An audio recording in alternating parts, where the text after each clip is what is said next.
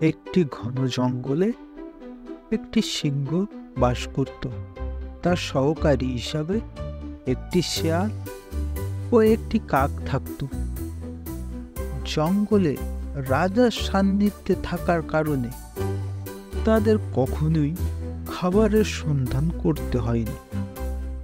একদিন তারা একটা উটকে জঙ্গলের ভিতরে দেখতে পেল, কিন্তু উটকে সাধারণত মরুভূমিতে বাস করে।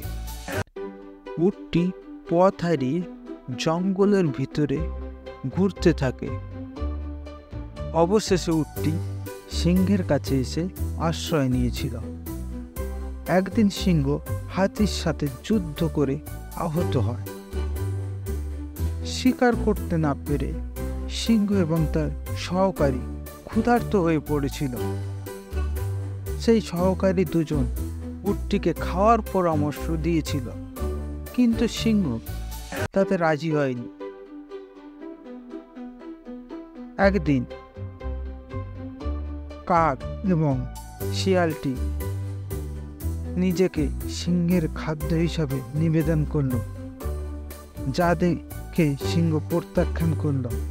এটা দেখে উটটিও তাই করল। সঙ্গে সঙ্গে সিংহটি উটটিকে নিহত করল। এই গল্প থেকে আমরা কি শিখতে পারি? দ্রুত লোকেদের বিশ্বাস করা বুদ্ধিমানের কাজ নয়। যারা নিজেদের সুবিধার জন্য শক্তিশালী বা ধনী ব্যক্তিদের ঘিরে রাখে